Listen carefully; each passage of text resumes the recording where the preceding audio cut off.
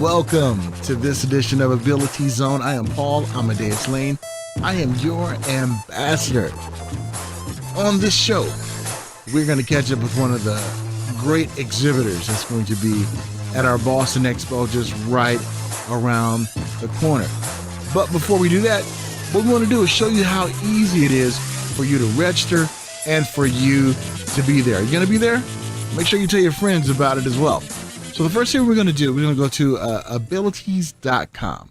So why don't you follow me over there, abilities.com. And now what we're going to do, we are going to click on Boston. There you go. You see Boston right there. So you see Abilities Expo, wicked awesome for people with disabilities. So if we scroll down, we'll see registration is free to join. So what you do is you scroll down, put your name, your address, your email address, your phone number, and we'll let you know we keep all your information private. We don't share it with others, so we just want to give you that peace of mind out there. And also fill out certain things that you may need as part of the disabled community, the accommodations you require. If you need ASL, an interpreter, if you need a real-time captioning cart, that applies for our workshops only, so please let the team know. If you need Braille, large print, electric format, or any other type of things as well. So you can go ahead and fill that out. Now there's a section on there that says, how else did you find out about the Abilities Expo? This is what I want you to put on there.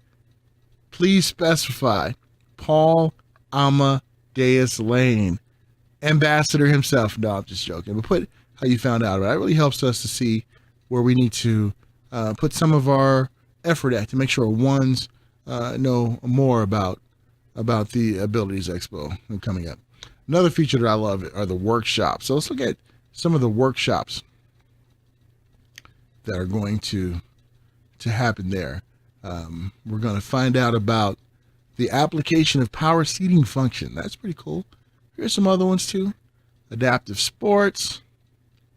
Accessible home design. Hey, get your crib all decked out and accessible for you. Make sure that you check out the website for the Boston Expo about transportation and directions and disability services and everything that's going to make your experience a pleasant one at the Abilities Expo Boston. Now remember, Friday 11 a.m. to 5 p.m. that's the exhibit hours. Saturday 11 a.m. to 5 p.m. and then Sunday 11 a.m. to 4 p.m. You guys can get out just in time to see the Patriots get beat. No, I'm just joking. I really love Tom Brady, California boy, so I got to show some love for him. Okay, without any further delay, let's catch up with one of the awesome exhibitors that's going to be at the Abilities Expo Boston. And I'm so happy to have with me right now the president and founder of WiggleKids. You're going to see her at the expo in Boston, Kim Ferreira. What's going on, Kim? How are you? Good. How are you doing today? And I did it again, Kim Ferreira. See, Kim, I tell you, I'm going to get that last name together. So no worries. Bear with me. So, Ferrara, it works. Sounds good. So, Kim, let's talk about what made you want to be a part of the Abilities Expo, because last year was the first expo where WiggleKids was on display. Yes. Yeah. Just doing research, trying to find opportunities to get in front of folks with diverse abilities. WiggleKids is an inclusive fitness and movement program where we do have a physical studio, but we travel out in the community doing mobile programs. So we wanted to expand our reach because I'm about an hour south of Boston. And we're getting a lot of calls in the metro and around that area. So we looked into it and got a booth and presented our programming. And we were asked to do a demo of one of the programs that we offer called Drums Alive. It's a cardio drumming program. So we take big stability balls on buckets and drum to music. And it's a lot of science and brain work. And it's very cool when you get deep into it, what it actually does to benefit your whole mind and body. And the folks that run the expo loved it so much that they asked us to come back this year. And so we're really excited to take it to the next level this year. So we'll be doing a booth. We're sponsoring the Big Kids Play area. We're doing a bunch more demos. So we're really excited to get there this year. That's awesome. Now, the $10,000 question. what made you create Wiggle Kids in the first place? Was it something that you saw there was a need out there that needed to be, filled when it comes to the physically challenged and the disabled community? How did it all begin? It's kind of a funny story. By accident. I'm not even going to lie. By accident. I was working at a local indoor sports facility with children. I was coaching about 200 kids a week because I took my little one there and I liked the place and they liked me. And I was always bringing my child and interacting with the kids. So they hired me.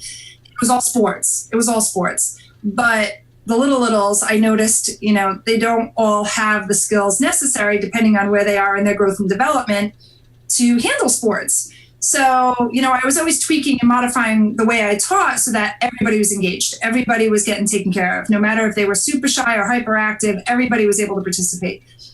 And one thing led to another over the years, and people kept asking me to come up with programs for our town rec department.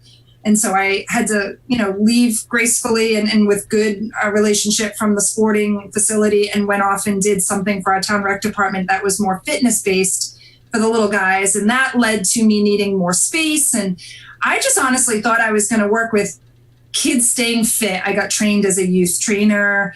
I'm going to, fight childhood obesity, but I don't like to do jumping jacks and push-ups and sit-ups and burpees. And I only run when I'm being chased. And if it's not fun, I'm not going to do it. So I like to hop on hippity hop balls and run around on scooter boards and jump on trampolines. Well, the folks that I was attracting first were the children and teens in the autism community. So that brought a whole new idea to me that there was a niche of kids out there that don't fit the standard model of how sports is presented or how typical activities are presented. We need more visual aids. We need more accommodations for a sensory space or a quiet space or lower lighting or better sound quality because it might bother them. So we just created an environment that no matter who walked in the door, they could participate. And then it started bringing those with physical challenges, maybe speech delays, cognitive challenges, adults, kids, babies, it didn't matter. Like we started getting all ages, all abilities, and we could accommodate everyone. So it just kind of grew into being all inclusive, all ages, all abilities. And we started offering all kinds of stuff. So it kind of morphed as folks came to us and we just kept growing with the clientele and it exploded like 50% a year every year since we've been open. Wow. I love it, Kim. And Kim, you talked about a few things that I want to go back to just a little bit.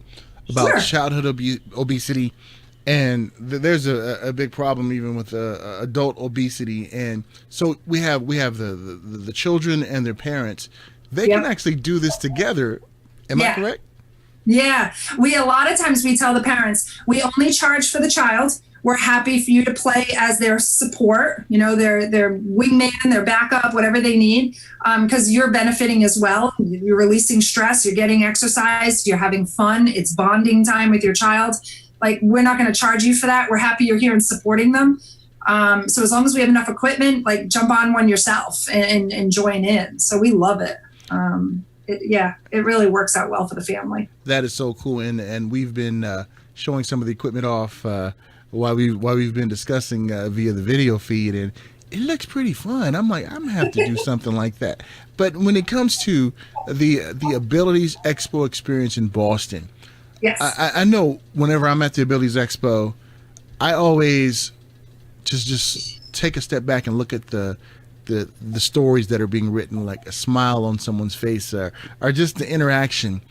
Talk about a moment at the Abilities Expo when you may have witnessed something and you're like, wow, I am so glad I decided to do this because this is really touching someone's life. There were a couple of things that happened when we presented the Drums Alive program. People really kind of looked at us like, what in the world are you doing? Like, you pulled up to the demo area and there were all kinds of bright colored stability balls sitting on buckets. And when I got on the mic and told them, now lift up the ball, there are drumsticks in your bucket, kids kind of went wild. And there were adults in wheelchairs. There were children in the stand-up roll-around wheelchairs. There were typically able folks that were drumming along with us. So it was a real mixed bag of folks. Like, there was literally all ages, all abilities. And then there started to get a crowd around the demo area. And the looks on everyone's faces when they were all doing it together as a community, for me, it was like my heart just bust open, because it didn't matter what age or ability they were. They were all marching to be their own drum. They were all following along with me. They were all having a great time. They were all smiling. And then they all started coming back to our booth, because we had a couple of the balls set up at our booth. And this one particular girl that was in a wheelchair started drumming, and I want to say she was nonverbal. She was drumming along with one of my clients who is also in one of the walker type apparatuses, and they were facing each other on one ball. And her mom told us she must really like this, because she's smiling ear to ear, and it takes a lot to get her to do that. And that just made me feel so happy that she had that experience at the expo, trying something new, and she really enjoyed it. So that was it for me. I'm like, that's all I need, is she tried something new. She loved it. She found some joy in it. And now she wants to drum and hear music and do more. Like, that's it. I'm sold. Bring me back.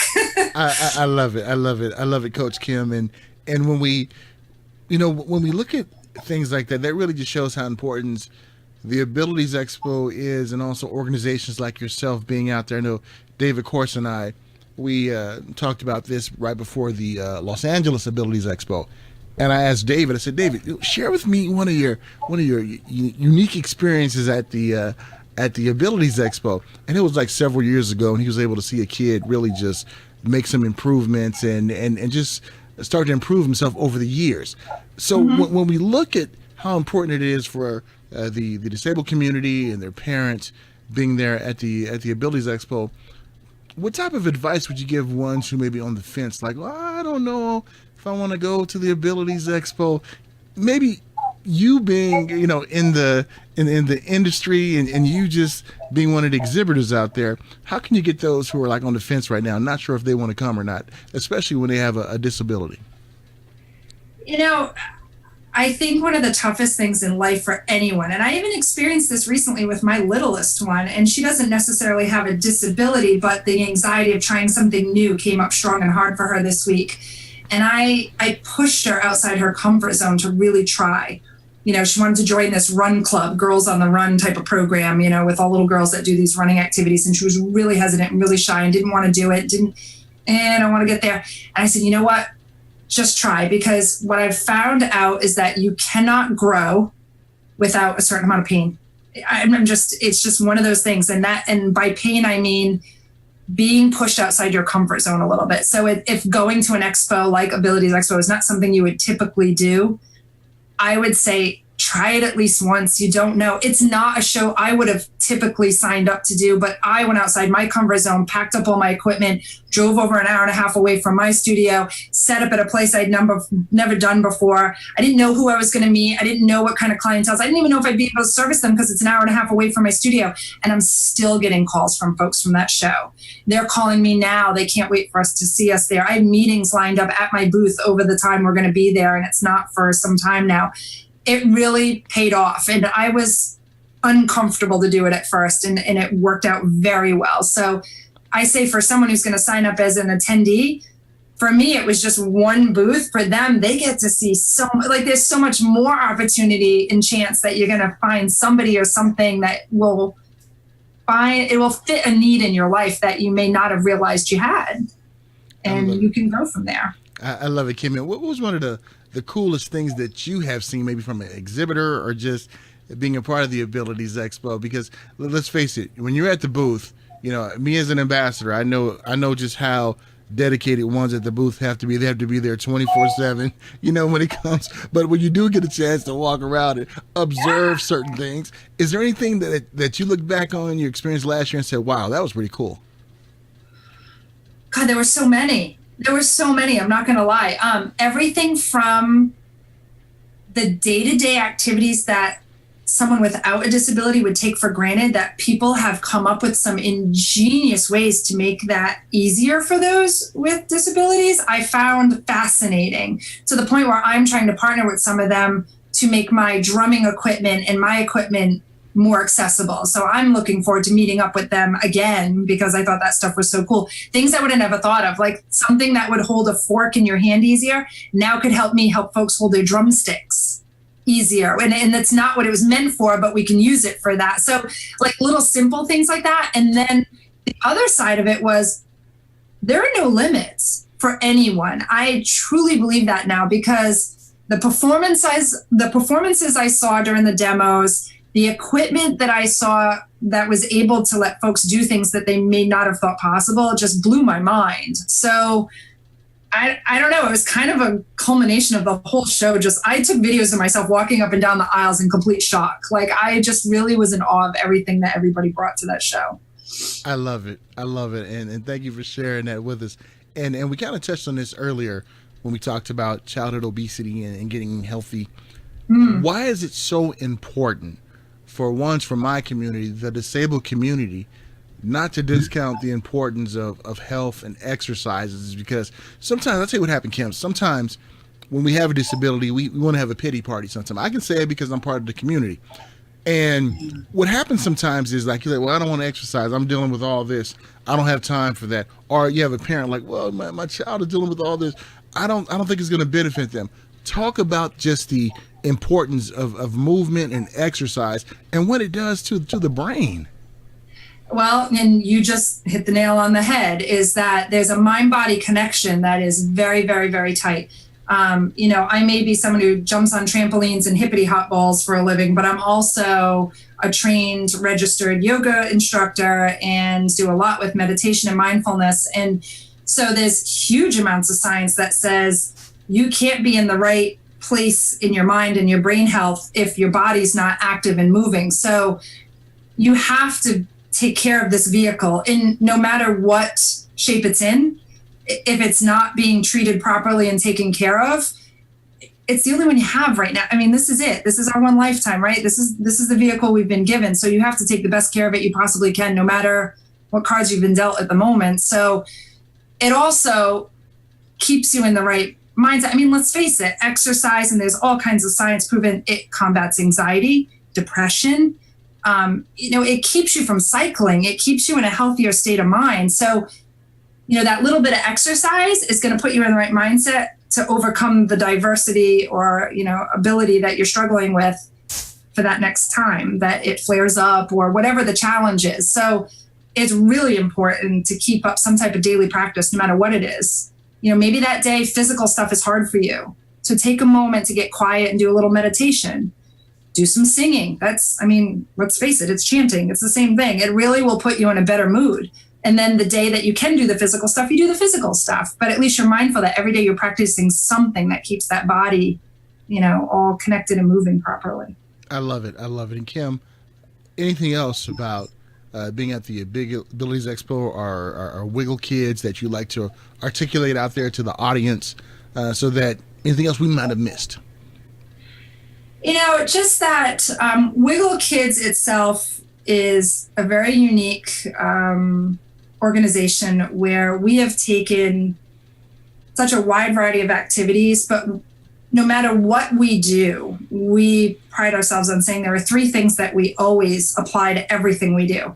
Is that we make sure that no matter what activity it is, we're actively engaging the student, we are meeting their sensory needs, and we're holding space for them. And that just means that, when we're in a large group practice, no one's going to get left behind. No one's going to get left off in the corner. We don't change the rules for one student. We change the rules for the whole class. So everybody's included and active.